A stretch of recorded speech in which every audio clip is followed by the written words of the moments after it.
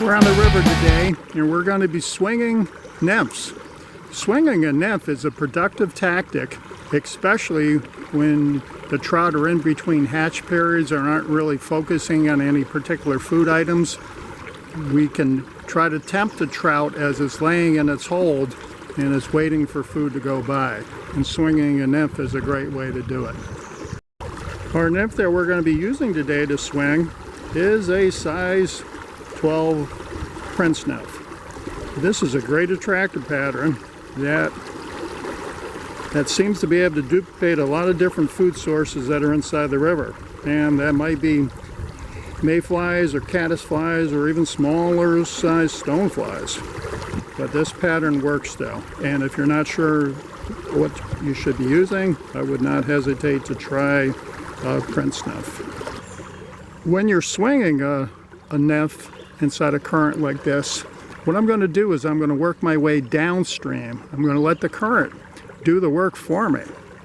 So what we're going to start doing is we're going to try to cast towards the shoreline and then let the current swing the fly out slowly.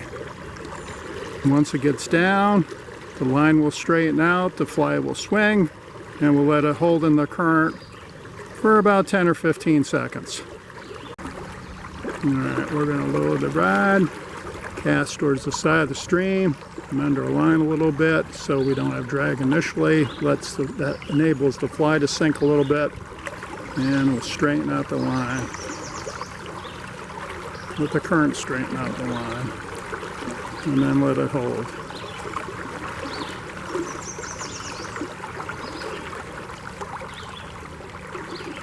Alright, we'll bring it upstream slowly and then retrieve in case something is following it, because you don't want to yank it away from the fish.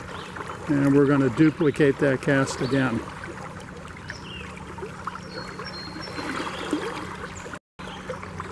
Alright, we have taken a couple steps downstream and cast again towards the side. Let her swing.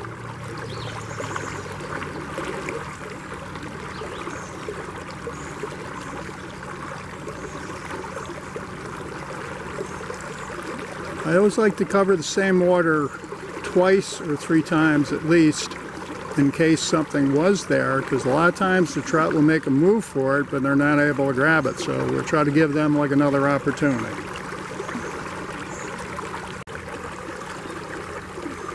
Let her swing, straighten out. A lot of the takes will be on the swing because the fly on the swing itself will begin to increase its speed inside the water. And that is awful tempting to a trout if he thinks that something's trying to escape from him.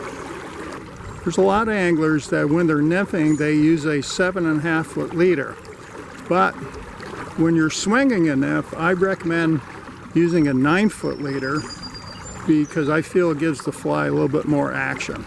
And also, don't go too light on your leader tippet either, because a lot of the takes will be hard, they'll be very forceful, and it's very easy for you to snap off the trout on the initial hit of the take itself. So I recommend 4x or possibly even 3x, and you'll save yourself a lot of flies and you'll land a lot more trout in the process also.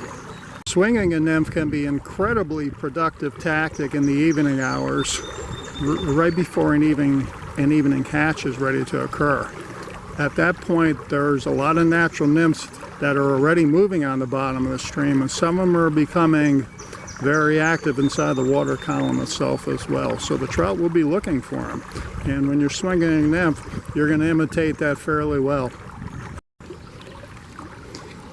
When you're swinging a nymph, I like to keep my rod tip pointed approximately right where that fly is.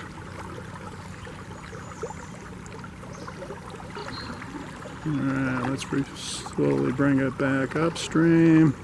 A lot of times when you bring it back upstream for the cast, you can have a grab on the fly, so be very well aware of that before you yank the fly out of the water to take the next cast. Alright, I'm continuing to work my way downstream. I'm coming into water now, which is a little bit deeper. So what I've done, about 4 feet up on the leader from the fly, I've attached a small split shot to help it get a little bit deeper, which may be an advantage in water like this.